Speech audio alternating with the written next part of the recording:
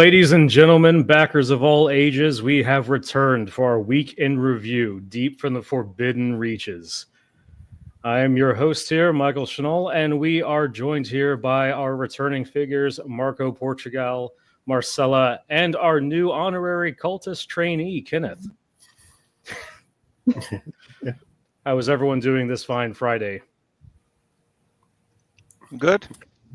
Yeah, good as well. Yep, doing great. Happy to be back. High energy. Love it. And we are actually, much like our namesake Forbidden Reaches, we are reaching from all corners of the globe here, with Brazil being represented, Singapore, and Canada here in this chat. But no one came here today just to chat us up. Well, maybe. I don't know. But we have a lot to cover today. First off, just some introductions here. Marcella is our lovely producer for the game. Marco is our lovely designer and team lead for all of creating all this. And Kenneth is our minions minion. Not to undermine what his work is, but he is here today to show some of the 3D, not 3D, but actual like a prototype production samples we have, which we'll show more later. And Kenneth is also our honorary, cultist, as you can see by his fashionable hood. Yeah, just glad to be here. I feel like we are all missing the opportunity of cosplaying for those lives. Like, Kenneth was the only one who jumped at the opportunity. I had to, right? Somebody said the Cthulhu ate Thiago, and I'm like, I'm taking Thiago's place essentially because he's in Singapore with me. So I had to step up. This is to fill. You know, the ladder is a ring of the dead bodies of anyone that stood before you, and that's how you climb to a greater position. You know, Marco actually. 1 second of silence for Thiago, who got eaten by Cthulhu. Yep, Marco single-handedly defeated both Rob Davio and Eric Lang in combat to claim his position. $10 million stretch goal. We released the fight video. Okay, we have a lot to cover today, guys. So I figure that we just get right into things. How does that sound to everyone? Great, let's get into it. Sounds great. Very solid first week that we have here. It was a fantastic first week. Before we actually get into the proper review, we have basically some new information and some changes that we're doing on backer requests. And Marcella, this is going to be your section to go ahead and take away if you would like. Oh yeah, sure thing. So, like, as most of you guys probably already know, we are offering like the legacy content from the original Death May Die campaign and from Fear of the Unknown. So here during Forbidden Reaches, it's like your chance, likely your final chance to get all the exclusive content from previous seasons. And we had many comments that people wanted to purchase who did not want the big Cthulhu for some reason. People who wanted the opportunity to purchase those things separately. So yeah, we do now because we read the comments and we try to listen when it's possible. We do have an option now for the seasons 1 and 2 pledge without the big Cthulhu. So you guys can get the list of exclusives without the big scopes. There's like a cheaper option considering the size and cost of Highly Rising. Many people have been asking us, like, why can't we buy the retail stuff separately? And it's because it's available at retail.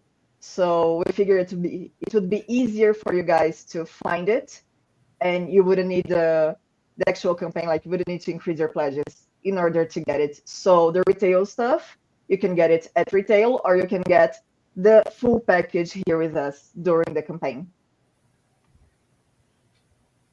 So yes, I hope you guys are happy that you can not get Highly Rising now with the rest of the exclusive stuff. And for Fear of the Unknown, same thing. We have all the exclusives can be purchased in a bundle or separately, and the retail available stuff, they are offered in a bundle together with everything else. So same thing applies.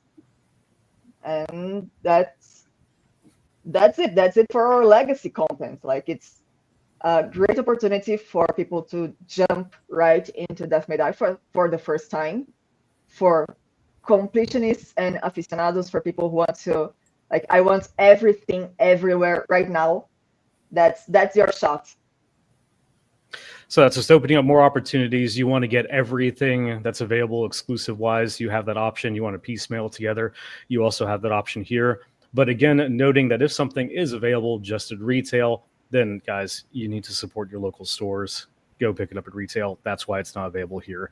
We're not taking money out of their pockets. So hopefully that's understandable. Otherwise, we are going to be moving on to looking at our unlocked stretch goals. Now, we unlocked quite a bit even in our first week here. So we are only going to be taking a look at some of the more recent ones. And if people want to, take a little bit more of a deep dive into some of the previous ones, ask any questions about that, we'll have a live Q&A section. Well, of course, it's going to be live. A question and answer from the audience section later. You guys can ask any of those questions. But for the time being, let's take a look at some of the newest unlocked stretch goals for the campaign, starting with Max Shrek. Yep. So, Marco, yep, go ahead and just give us some of the design insight here. Yeah, so Max Shrek has Marksman and Deception as the basic skills. Deception is one of the new ones, where he can be on the same space as a monster and still be safe. If there's only one monster or one enemy there, he's safe, so he can rest or even investigate and not be attacked by that monster. And his unique skills is about getting blood from the enemy. So every time he wounds an enemy, he gets a wound token and as a blood token, and he can spend those blood tokens that he gets to heal himself and then later heal other investigators as well. And that's it. That's all about Max Shrek, the Nosferatu. I was going to say, so you basically have created like your little Sanguinomancer style character here, where the more damage you deal, the more that feeds into your engine. Which, frankly, that play style is something that I am all about in most indie game that it presents itself as an option for. So that one's actually personally exciting for me. But speaking of things to draw blood from, let's look at our next unlock stretch goals: the Venusians. Okay, those are new monsters, unknown monsters that you can use with the unknown rules, right? And of course, using the campaign decks that also use the unknown rules. And the Venusians, they are all about the new token that we have in this new box. Some skills give investigators mystic tokens. And if you have a mystic token, when a Venusian attacks you, they gain one extra die. So he's especially good against investigators that have skills related to mystic tokens, and they go after those investigators. When they activate, they run faster if there's an investigator with mystic tokens, and they're really cool. I really like their miniatures as well. One of my favorite aspects of the Unknown Monsters is just the additional challenge that each of them can bring to your game and actually just change the dynamics in some really interesting ways. So, like, again, as you mentioned this one, if you're playing a mystic heavy team, then they have an extra target on their back, and I love that little dynamic that it adds to the gameplay. Yeah. The next one we have is actually one of my favorite sculpts I think that we have unlocked so far, and that would be the Hound. Oh, yes. One of my favorites, yes. I actually legitimately think it's kind of cute. Looks like a puppy. He might look cute, but he's actually fearsome, so he's very big. He has like 9 health, so it takes a lot of damage to take him down. But if you manage to take him down, you get to level up one of your skills. That's the thing. He's a bit harder to defeat, but you get a benefit when you actually get to kill him. That's it. There's only one miniature of him, so he goes around, and you take a lot of time to kill him, but when you do, you get a bonus. Big target, slightly big risk. I mean, they're all risks, but good reward for taking him down. Yeah, one is more than enough of this guy. All All right, moving on to our next one here. We have Marlene Dietrich. Yeah, so this one, she has marksman and mystic mending, speaking about mystic tokens. So just a reminder, mystic mending is a new ability that when she rolls elder signs, she gets mystic tokens that she can use to heal herself or other investigators. And the unique skill that she has is about killing. When she kills enemies, she can also deal wounds to other enemies. So she likes to be around a lot of enemies to do a lot of damage. And since she has marksman, she can even attack a monster that's not on her space and deal wounds on monsters on her space. So there's a lot of flexibility when using her skill, and she is very good for crowd control. For when there's a lot of monsters, she can go there and wound a lot of monsters at the same time. I'm going to say something here. I just saw one of the chat comments going that, correcting me and saying it's Marlena. And it very well might be that, but I'm also from Georgia in the South, so that name is definitely Marlene. Still, this was a very cool design right here, and another cool just investigator to play. That's one of the things I do like about, a lot of the investigators in general, but specifically the ones coming up in this campaign, is that I feel that you guys have really branched out with the individual skills that they can have combined with the new ones and really given a unique play style to each of these guys. So it's really interesting to see. And so we have here Kenneth. Can we queue up some of these miniatures here to see some of these guys? Yeah, let's bring him up. All for the release stretch goals. So cool.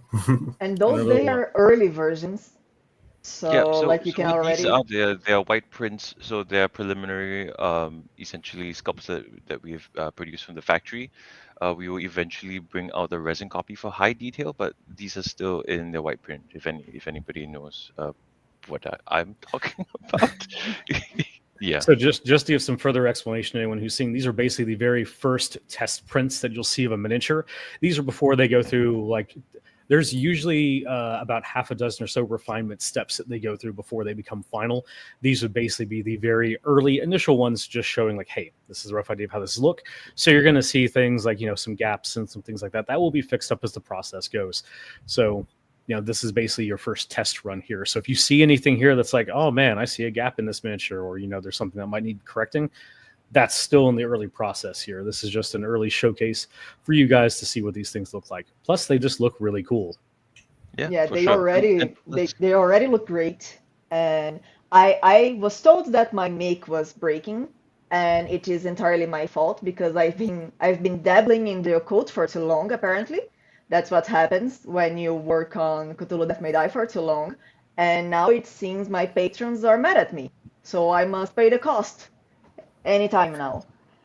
But those are our first approved batch.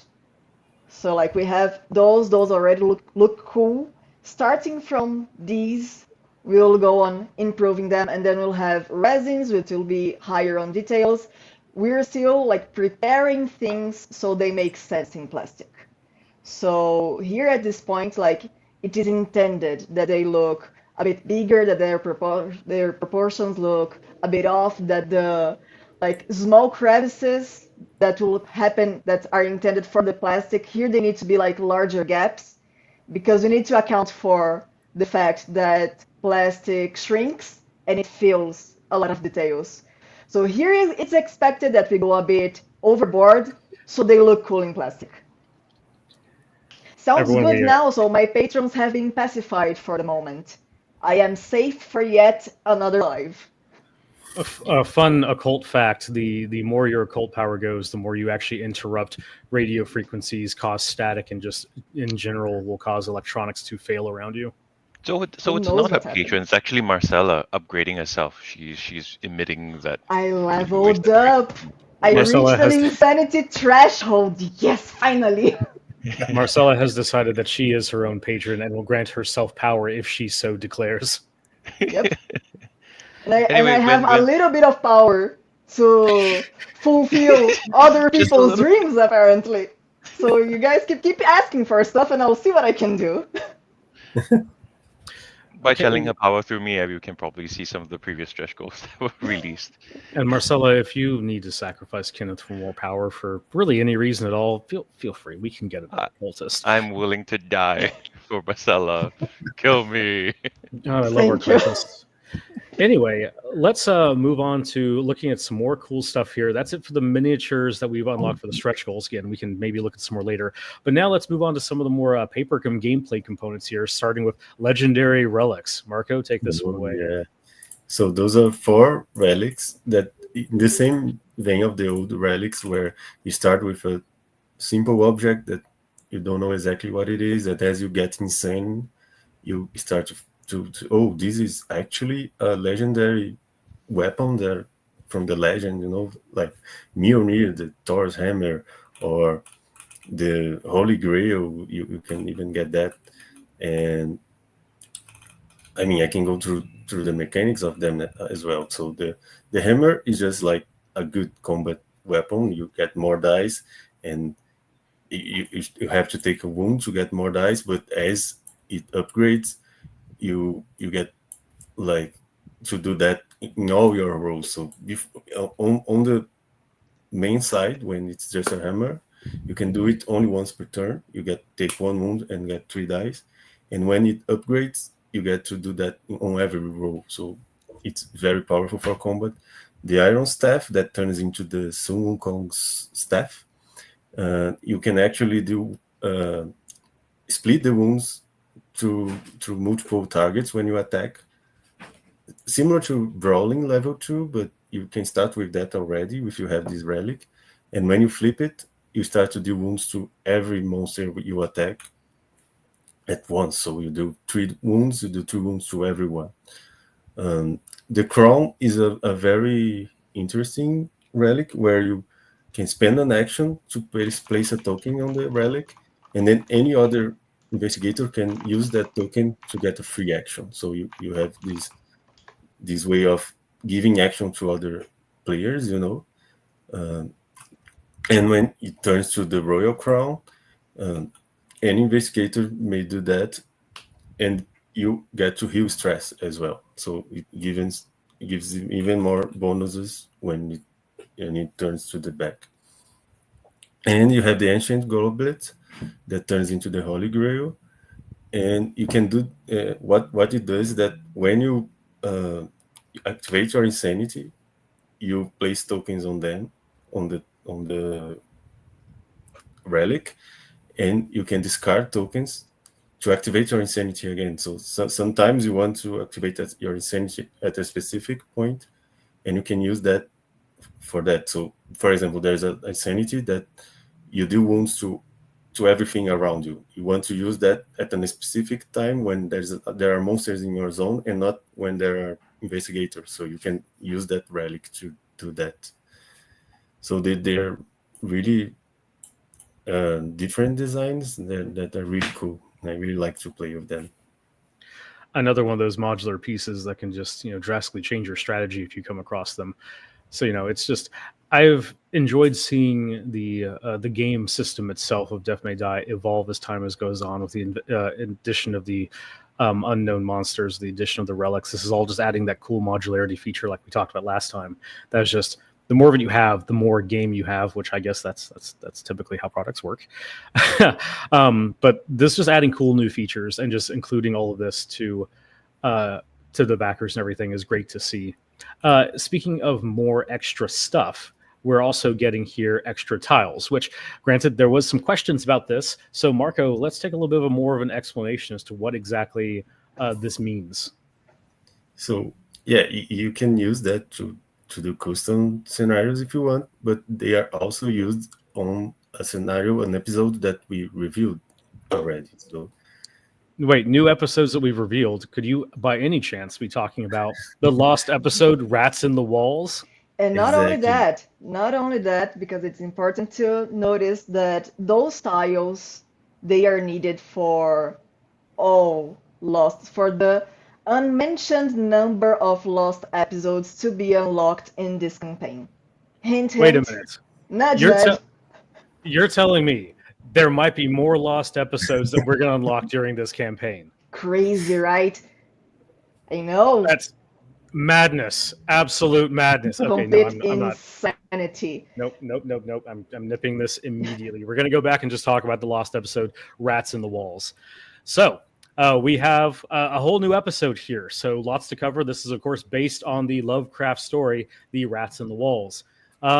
Let's go ahead and hear some, I guess, cool spoilers maybe, or just some design process, some of the production process from this. This has cool rat monsters. And that is actually one of my favorite tropes in fiction, is just swarms of things. So excited about this one here as well. Yeah, so the swarm of rats is a really interesting enemy because there are some skills that allow you to sneak through enemies or to push them around, and you can't do that to the rats. You know, you have to deal with them, have to kill them in order to remove them from your sight. You know. And talking about the episode itself, so there's this dinner party that it's happening on a mansion, and there are a lot of guests around that you have to remove from the board. But in order to do so, you have to investigate and find the correct item that will make you be able to remove the guests. So first you start to investigate and move the guests around, and then when you have the item that you need to remove the guest, you go to that space and remove the guest. And while that everything is happening, they are going to the dinner dining room, and if they reach there, you lose the game. So while you're trying to find the correct items, you can't let them enter the dining room. So there's that happening in the episode. So we're just trying to very gently coax them to not sit in the dining room. Otherwise, everyone's going to die. But meanwhile, there's also a bunch of rat monsters just kind of swarming around Fancy dinner at a rat-infested manor. My kind of weekend. Yep. Fun fact, just to get the authenticity of the rat swarms down, we actually flooded some of the offices with a bunch of rats just to see what would happen. Can attest to that one. Yeah, we're still cleaning up the mess. Thanks, Michael. I had nothing to do with that, although it was very entertaining. So, Marcella, any fun production facts that you want to tell us about this expansion, or any things that might have happened? Any cool stories?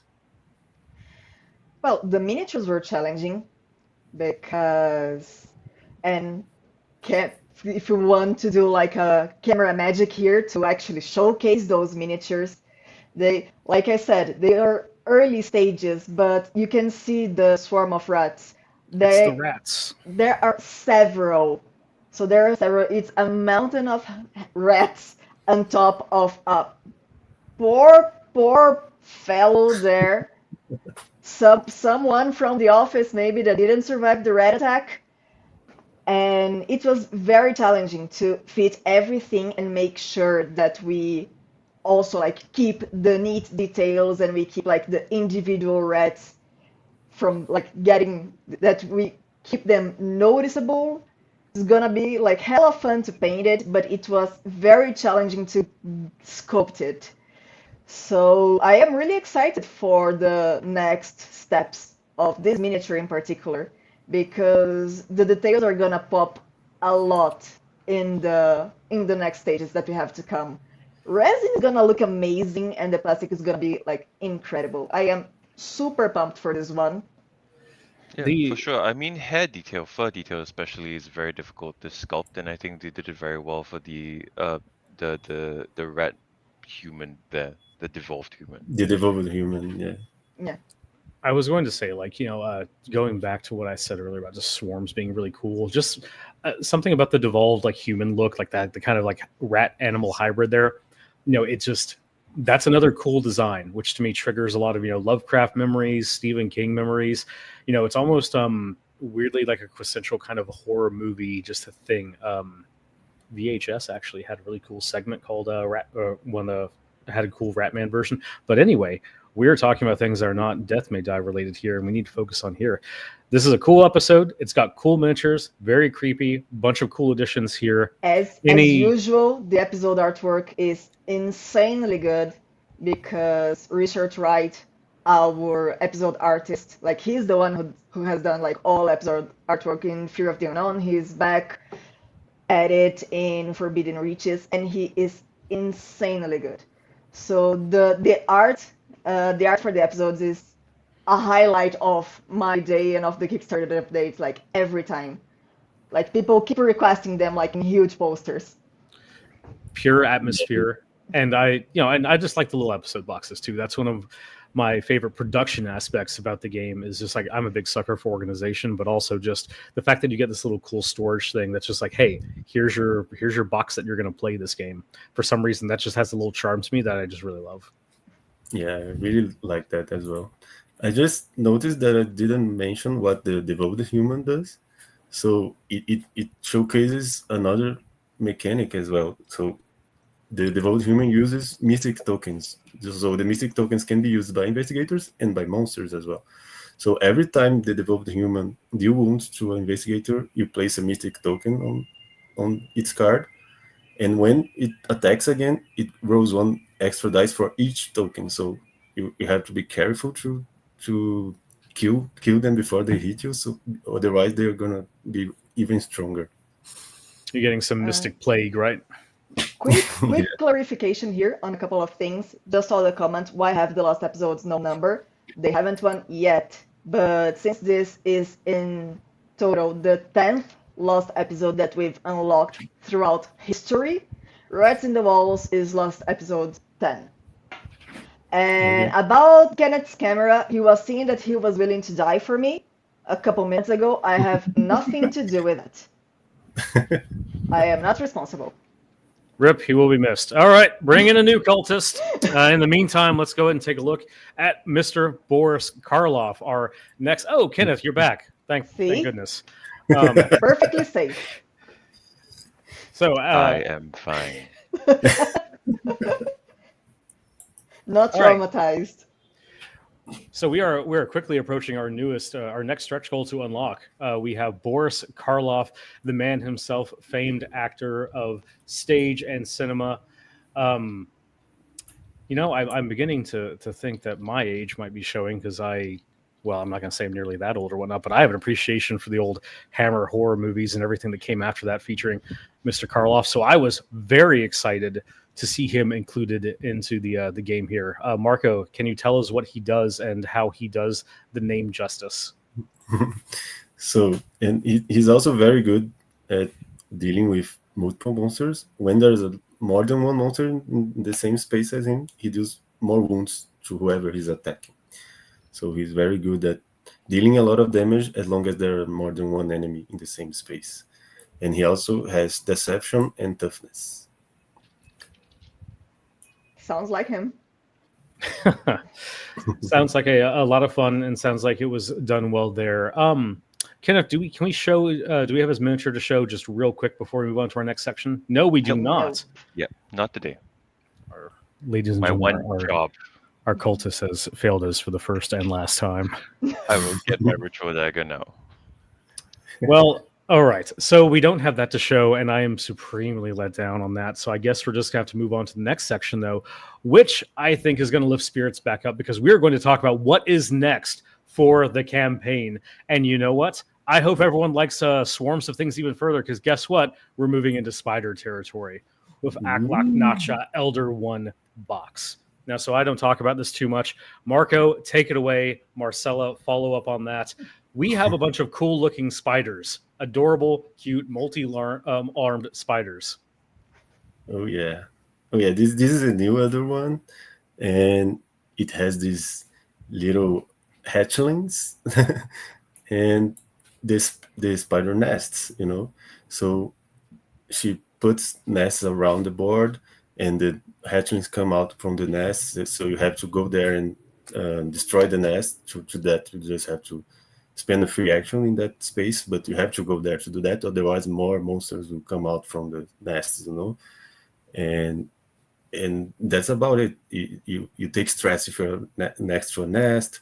You have to take care where you end your movement, and Hang on. otherwise you might be attacked by some monster coming out of the nest. The mythoscars may summon monsters in the nests. You're telling me that investigators are going to take extra stress for being next to the nest here containing these little adorable dogs? Yes. They get nervous around puppies. Man, Same thing for the hound. I guess people were just, tougher back in the day. But speaking of these adorable little spiders, and I legitimately, honestly think that they're cute. We have our cool concept art here to showcase them. Marcella, can you tell us something about this?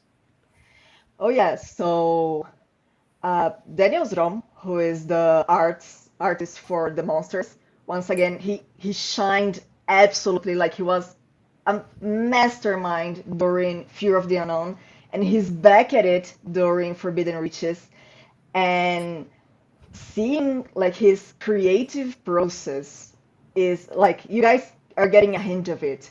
It is amazing, and he gets like, we send him a briefing, and in return he sends us a masterpiece. That's basically how it works with him. And he's been posting some of other sketches on his Instagram, so you guys should totally check him out. Like it's amazing stuff. Like the monsters, the artwork is like a big highlight of Death May Die, and the monsters, like they look at this little dude. He's just happy to be here. It's amazing. They look great. Guys, And come on. we do have 360 of these miniatures to show you And- guys if Kenneth is all set up for it. Yeah, ready to They go. look cute until they start attacking you. That's it. Most Boy. importantly, you can have your entire swarm game where we can have some rats in the walls facing off. It's not facing off, but teaming up with some spiders. Yeah. I mean, come on, who doesn't like swarms of things? Come on. I'm going to delay just a little bit before we show the miniatures here for Canada, because we have a couple more pieces of concept art that we're going to gush over just before we see the full family photo, all right? Oh, the little holes. Oh yeah. Yeah, look, and like I do love the artwork, but Atlach-Nacha is one of the instances where, to me, the miniature is even creepier. Like I mentioned that today's review creeped me out a bit, and like the artwork is very imposing, but the miniature it's staring right at you and it's smiling, like it's happy to see you because it just found its next meal and it knows it. So Yes. yeah, I was never like too worried about spiders because I don't usually have to deal with them, but I am not too comfortable around these dudes. Well, let's go ahead and exasperate these concerns and fears by showing some shots of the miniatures here. Also, just for a size comparison here, because I think that the images, as much as I like them, don't do the size of this thing justice. I mean, look at that. He can just pick these guys up and give them a hug with all 8 of his arms. And here we are also giving you guys a sneak peek of other achieved stretch goals. So here you guys seeing like the entire package. And yeah, it's big. It's cool. big. I remember working on the briefing for the sculpt and looking for descriptions on its size, etc. And it said in one of the stories that it is as big as a house. I was like, yeah, okay, let's not do it that big, but how big can we get? Avatars of the unknowable is the concept here. And I have to say, from the Lovecraft perspective, I'm all a big fan of the unknowable cosmic horror, which means tentacles everywhere. But when it comes down to just the hybrid stuff, that's more kind of infused with just things that we know, such as the rats, the spiders, those things are already kind of unsettling enough as it is. But when you start taking them and turning them into mixing that with the genre, that to me, that is like my particular brand of Lovecraft that I like seeing. And of course, that's my own personal opinion there, but like, so everything that we've shown today really hits home with just, this is all really, really cool. So I just And wanted to check real quick at the base of the thorax of the thing, the small little things poking out. Is that a hatchling or is that like a stinger? Is it like spitting out a hatchling? no, it's a stinger. It's a stinger. It's not Okay. giving birth as we I thought speak. it was like legs Although coming out from the bottom. it's not laying eggs as we speak. Although it does do that. It does that a lot in the episode. Mhm. So During the during the episode is game, very it does. yeah, the episode is very similar to having to deal with a spider swarm, a spider infestation at your house, I'd imagine, because you pop up one nest and then like thousands of little creepers come crawling out of it, out to kill you. So yep. If you've ever broken a So real I spider's nest actually, before, it is triggering. oh yeah, please. By the way, just search that video up on YouTube. We take no Oh, responsibility for anything you might find, but hey, feel free. It's Friday. Have Yep. fun. Marco, so since this was brought up, you mentioned that like it does have the effects for like that stinger is going to come into play and everything. Can you actually expand on that just a little bit? Because I'm curious from the gameplay perspective, just what this thing does to you. I was actually talking about she lay eggs. She placed nests on the board, and then the hatchlings come from the nest. That was what I was talking about. Every time the elder one advances, she places a new nest token on the board, and places one hatchling on each nest token that's already on the board. So you have to take the nests away, so you not to avoid more hatchling appearing.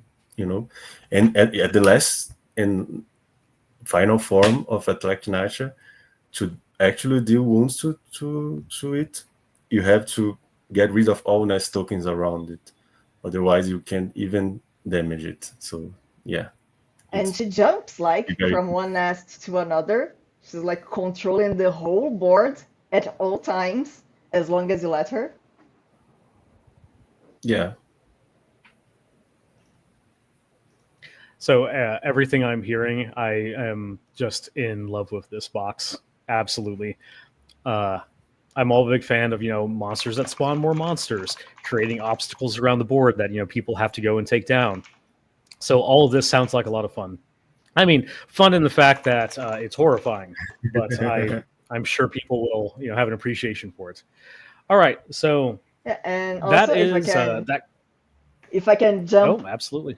quickly in, still on Atlach-Nacha, I'm sure everyone wants to know when it is available, for how much, will it be available at retail, when it will be available. Not right now, but check the campaign like soon-ish after we are done. So it's scheduled to we'll be out of here. Give me like 10-15 minutes. Give the team 10-15 minutes to set everything up. Should be on like little later today. It will be available at retail, but we are making it a little cheaper in the campaign, so you guys can get it at a discount. We got so wrapped up in talking about it that we forgot the other important details. That's the closest, by the way, I'm going to get to a spider pun. But guys, so that's what we said there. It will be available during the campaign, roughly about 10 or 15 minutes after this is we take off the live stream. Just have to get that prepped up on the page. So be on the lookout for that, and don't panic if you don't see it immediately. Just like a real spider, it is somewhere in your vicinity behind you, and you'll see it at the very last moment.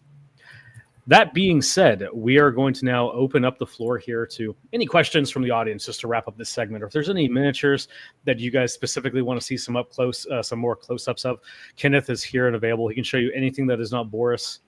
So we're opening this up to anyone, any comments, questions to Marco about any of the mechanics here that he's willing to share.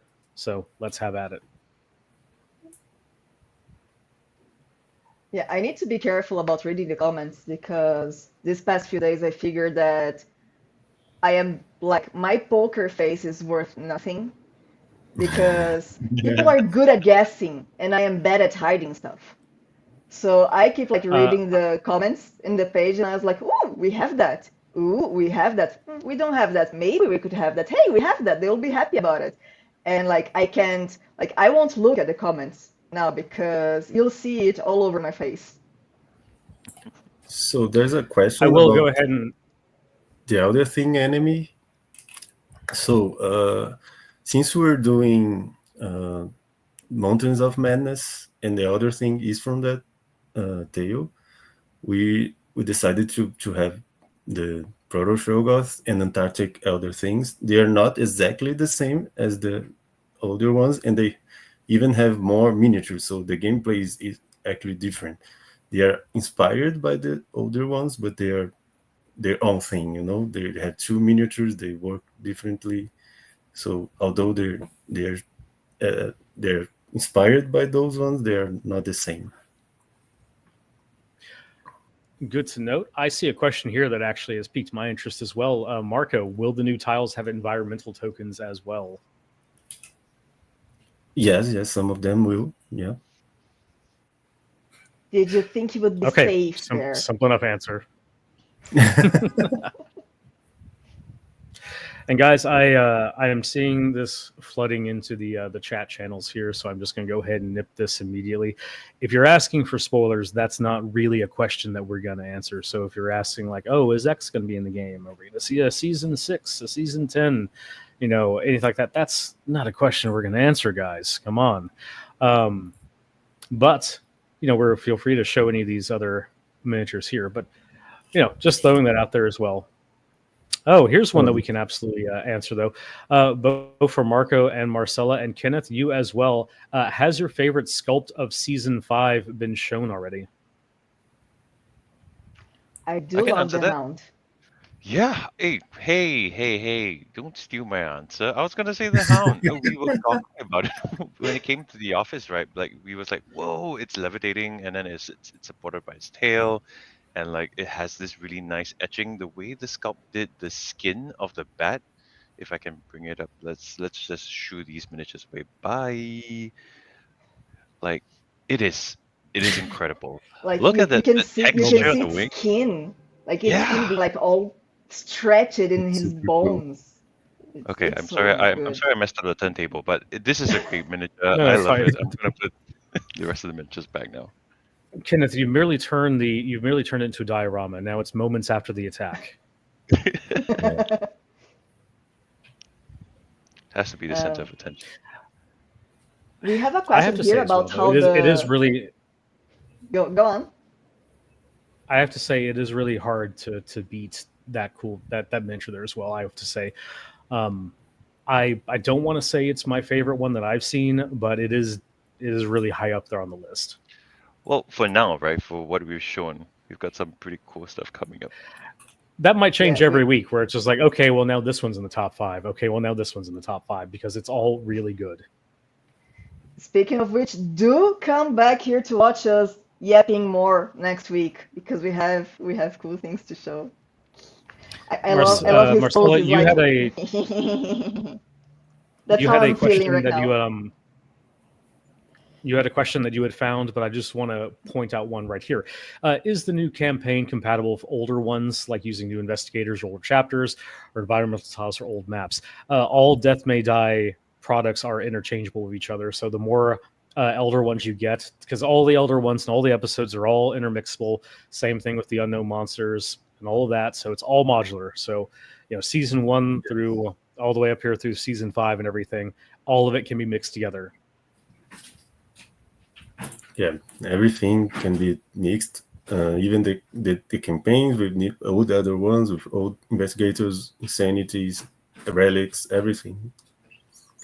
So I have a miniature that I really like. Answering the question about favorite miniature, it's the Gorg, the minion from Gato no Toa. He's like on its side with An evil slug, very right? cool. Yeah, I really like how it goes. And something else worth mentioning as well on the topic of everything being modular and being mixed together. One of the things that you guys are getting with the new campaign here is the campaign decks, which allow you to string episodes together with an overarching narrative.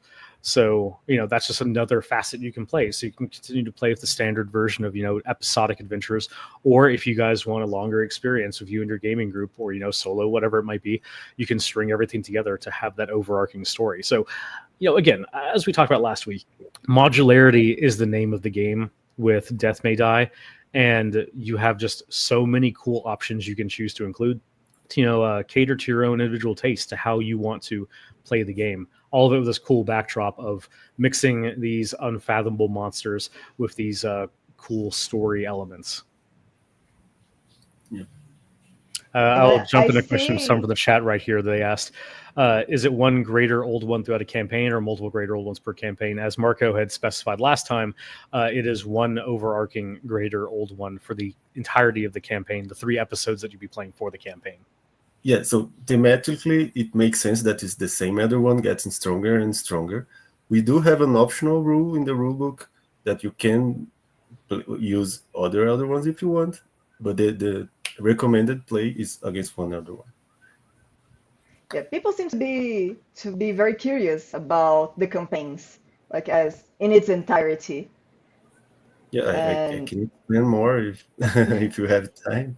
So you basically have this campaign deck, and you go through it, and there's a story that you read, and it adds some elements to the game. It could add some rules, like, oh, now the cultists roll more dice, or when you kill a cultist, you get something. And it may also add some relics to the game, or actually artifacts, as they are called, that an investigator can have an artifact that they found throughout the campaign. It also has companions that you may find throughout the campaign, and there are also these special cards that are event cards that when something specific happens during the game, you review it and resolve it. So it might change how the game goes during the game. There's a special card there that's waiting for something to happen and review and maybe like deal damage to other investigators or summon one monster. There are a lot of different elements that can be added by this deck. And as you play, you have 3 acts that you play in sequence. And you can keep investigator that survived from one act to the other one, and they become stronger for the next one. You restart the game, but they already start with a level up in one of their skills, or 2 level ups if it's the final act. And just as you get stronger, the monsters and enemies also get stronger. The elder one gets more health. The cultists have more health and dice. And you add unknown monsters to the game, so it becomes more difficult as well.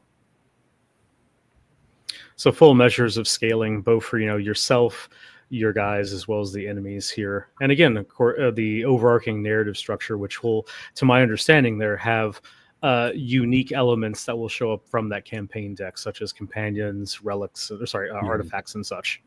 Exactly. Yeah. All right. So on top of the stories for each of your individual episodes, you have your overarching narrative that is happening to basically link everything together, almost like it's some type of campaign. Oh, I get it now. Okay, I get it. Honestly, we could probably have an entire presentation just talking about that, because we took up a lot of time speaking about it last time. If anyone wants to see some more detail, you can actually see our pre-launch live stream. We spent a decent amount of time going over that. But that all being said, guys, I think that we are about wrapping up for today. We've shown a bunch of cool stuff. We have gone over our stretch goals. We have seen some upcoming things, and we have a whole new optional buy getting prepped in the wings for launch after this. So I believe we can go ahead and just sign off for the day, and that allows us to go and work to get that spider nest prepped and ready to explode, and just cover everything in the optional buy of spiders. I think that's a fantastic way to carry out the Friday. What about you guys? Sounds good to me. Lovely. I still need to clean up the rat mess. Whoever did it to the office. Yes, whichever the next Kenneth version cultist ends up getting in there. So, guys, isn't it unfortunate that he's about to be swarmed with spiders as well? No. Guy can't catch a break. I'll come back as Kenneth 2.0 on the next live stream. Yeah, you guys can join us next week with Kenneth 2.0 when we unlock more stretch goals, more cool stuff, maybe some more swarms of things. Who knows? But that being said, everyone, let's go ahead and say our goodbyes. Marco, Kenneth, Marcella, thank you all for joining us this week. And that is going to conclude our live stream. Hope everyone had a good time. Have a good weekend, guys. We've got still plenty more to come with the Forbidden Reaches campaign. So bye, everyone. Thanks a lot, everyone. See you Bye-bye, next everyone. week. See you.